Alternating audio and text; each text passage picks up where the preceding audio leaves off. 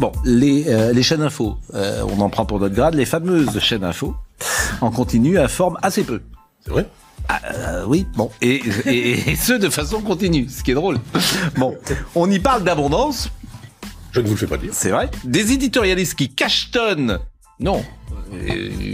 Cachetonne, c'est vraiment méprisant. Ils font un travail. Quand vous écrivez un livre, je dis pas que vous cachetonnez. Non, mais cachetonner, c'est avoir un cachet. Oui, enfin, arrêtez. Bon, c'est un peu péjoratif. À chacune de leurs apparitions, donne l'impression de cumuler une agrégation d'histoire, un diplôme de Sciences Po, un autre de l'ENA, des années de travail intellectuel, en vertu de quoi ils commandent tous les sujets sans vergogne. Ils ont lu la presse du jour et pour certains qui officient le soir, écouter l'émission du matin, ce qui leur permet de rabâcher ce qui a été dit quelques heures plus tôt, ou bien ils se font une culture d'occasion en une heure plus tôt en regardant les notices Wikipédia et des heures durant, ils illustreront ce que Heidegger a magnifiquement analysé dans Être et Temps sous la rubrique de la dictature du on. On c'est personne, donc c'est tout le monde, c'est-à-dire c'est eux. Oui. Moi, j'ai participé à la création de France Info en 1987. Oui. C'était la création de l'info continue en France, avec la même équipe qui a créé ensuite LCI. Et à l'époque, on avait une grande ambition, c'était de dynamiter le 20h. Oui. C'est-à-dire d'ouvrir le spectre et d'avoir beaucoup plus d'informations à livrer brut aux gens qui s'intéressaient à l'actu. La réalité, c'est que c'est un échec total sur ce plan-là. Ça n'a pas ouvert l'horizon. Au contraire, ça l'a terriblement rétréci. Le bourrage de crâne n'a jamais été aussi fort que depuis qu'il y a les chaînes d'info continue. Mais je pourrais élargir ce que vous avez dit assez brillamment sur Internet. On pensait tous que la révolution Internet permettrait d'être plus intelligent, plus cultivé, etc. À l'arrivée, c'est compliqué parce qu'il circule tellement de choses parfois que certains ont le crâne farci avec des fausses informations ou des informations complotistes et que je suis pas sûr qu'à l'arrivée on soit plus cultivé ou plus intelligent avec Internet qu'on ne l'était avec les livres il y a 30 ans. Bonjour et bienvenue sur le podcast du petit traité de guerre économique africain, voire panafricain. Votre manuel audio d'ingénierie économique, sociale et géostratégique dont tout Africain ou Afrodescendant doit connaître et comprendre pour anticiper son succès individuel et sa réussite collective. Je m'appelle Patrice Dionce, un Afro-Caribéen qui investit en Afrique et s'investit pour l'Afrique. Et aujourd'hui, je vous délivre la leçon 27, donnée le 27 mars de l'an 2022 du calendrier grégorien, 6258 du calendrier kémite et 4720 du calendrier chinois. L'année du tigre d'eau noire. Une année synonyme de mouvement, de changement et de rebondissement. Quand Internet a fait son émergence au début du nouveau millénaire grégorien, l'argument majeur qui nous a été donné pour sa promotion a été la démocratisation de l'information et son accessibilité plus grande, plus rapide et sans filtre. 20 ans plus tard, rétropédalage complet de toutes les instances, l'avalanche de l'information est hors contrôle et l'on parle maintenant de désinformation. L'avantage qu'il y avait à l'époque des chaînes nationales. L'on a connu une longue période de chaînes uniques en France avec l'ORTF de 1964 à 1974, puis jusqu'au milieu des années 80. Nous avions 3 chaînes principales, TF1, la chaîne mainstream du moment, Antenne 2, une chaîne dite culturelle, et la 3, une chaîne régionaliste. Est arrivée la première chaîne privée, la 4, ou Canal+, qui a plutôt démocratisé l'accès à tout type de film, surtout le film X, mais qui était aussi pendant longtemps la chaîne du foot. Puis vers la 5 et M6. Jusque-là, l'information était canalisée sur le média télévisuel. La France avait surtout une grosse culture radiophonique. Je me rappelle toute mon enfance, m'être levé au son de la radio, de RTL à France Inter, quand ce n'était pas Europe 1, et dans la voiture, être bercé par Tropic FM, quand la cassette n'était pas insérée dans le poste. Donc l'on peut, sans se tromper, que jusqu'à l'avènement du World Wide Web, l'information était maîtrisée, la culture aussi. Un cloisonnement qui a longtemps permis au socle de l'intégration et de l'assimilation française de se faire, se construire et se consolider. À partir de l'ouverture au monde de l'information, par la démocratisation de l'Internet, l'on pouvait se projeter aux quatre coins du monde depuis son fauteuil, derrière son écran d'ordinateur. L'accélération s'est ensuite produite avec le boom des smartphones, devenus des écrans télé que chacun transporte avec soi en connexion avec la planète entière, avec un afflux considérable de sources d'informations et un accès Internet devenu presque gratuit à haut débit de manière illimitée. Deux corps de métier se sont vus être tout de suite menacés et se sont mis à contrôler, ou plutôt à vouloir contrôler ce flux d'informations et sa compréhension. Le journalisme et les gouvernements. Le sujet de l'accès à l'information est devenu un problème majeur de sécurité intérieure et extérieure. Les exactions et les pressions des uns envers les autres sont maintenant disponibles en mondovision. Nous avons souvent une image angélique du journaliste, celle du reporter Tintin de Hergé, par exemple, débonnaire, courageux, à l'affût des vérités enfouies. Mais pour la plupart, ce ne sont souvent que des agents de l'État, parfois bien malgré eux. Ils le sont au même titre que des militaires et autres agents de la sécurité intérieure et du renseignement. Toute vérité n'est pas bonne à dire. Toute vérité n'est pas bonne à savoir.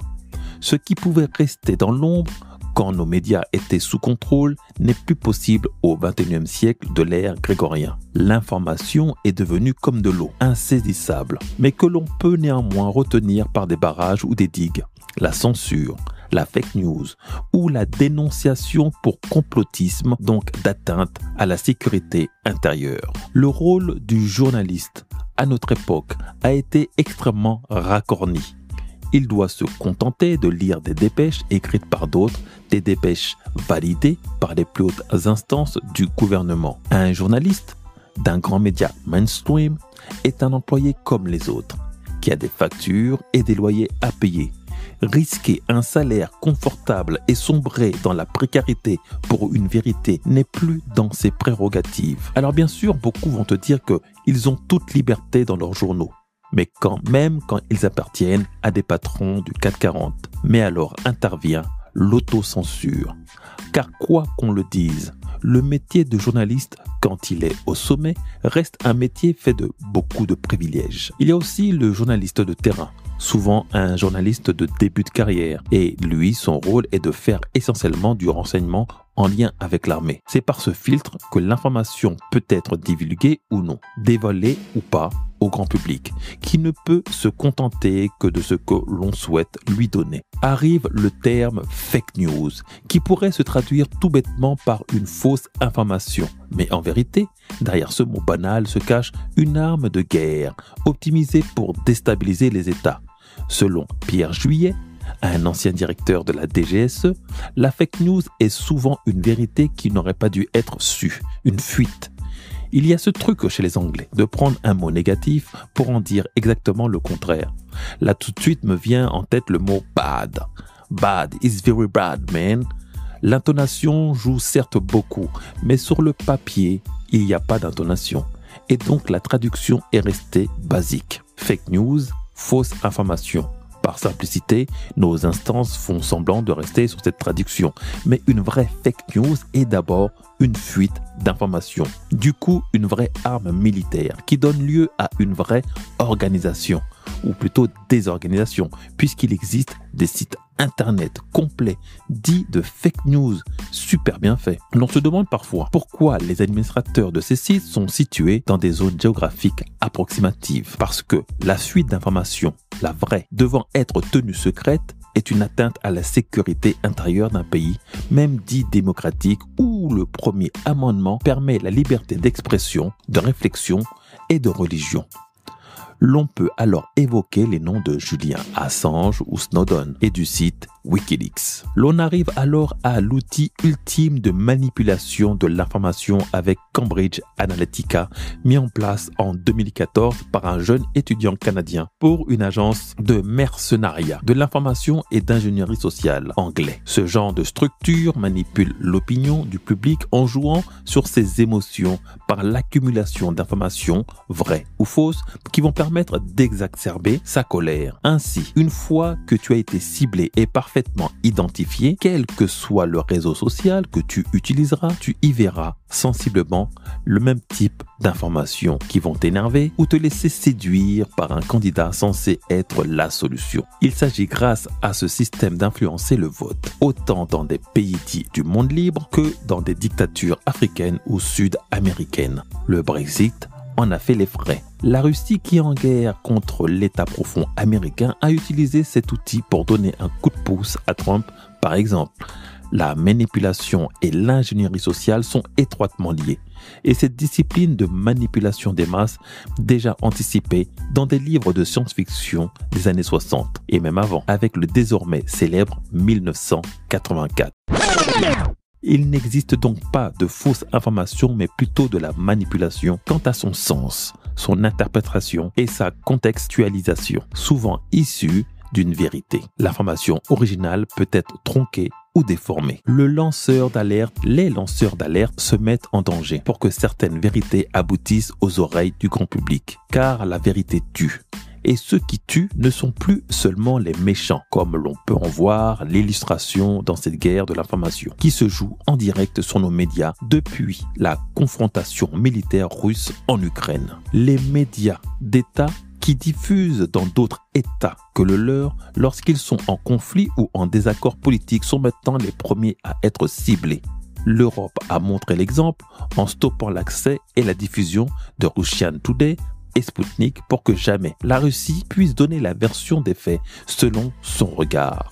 Le Mali en a fait de même après des manœuvres de désinformation de RFI sur son sol. La Chine continentale a depuis très longtemps interdit toutes les chaînes et réseaux sociaux occidentaux conscientes de l'impact de ces outils. L'on ne sait pas assez que Facebook a bénéficié d'un apport financier de la CIA et que la NSA est connectée à toutes nos boîtes email par Gmail ou Yahoo en raison du USA Patriot Act, qui est une loi antiterroriste promulguée par le Congrès américain en octobre 2001. Cette loi octroie des pouvoirs extraordinaires au département de la justice, à la NSA et à d'autres agences fédérales, il y en a au total 13 sur le sol américain, sur la surveillance intérieure et internationale des communications électroniques. La cybersécurité est donc le métier d'avenir qui protégera nos métiers, qui protégera nos États de toute attaque par la fake news, de vol industriel ou d'espionnage. Dans des pays qui deviennent de plus en plus connectés, l'on peut observer ce qui se passe dans les rues de Tokyo depuis sa petite chambre parisienne, si l'on est assez doué pour déjouer tous les pare-feux japonais. La data est le nouvel or noir de ce nouveau millénium. L'Africain doit se connecter, ou l'Africain doit se reconnecter à Kama, mais aussi rester connecté avec le monde tout en sachant comment s'y protéger. Et pour cela, il est plus que nécessaire de se réveiller et de s'éveiller aux nouveaux dangers du cyberespace. Car le monde invisible que nous connaissons n'est pas le monde virtuel. Je suis Patrice Dianse, un Afro-Caribéen qui s'investit pour l'Afrique et investit en Afrique. Entreprendre ou mourir, nous vaincrons.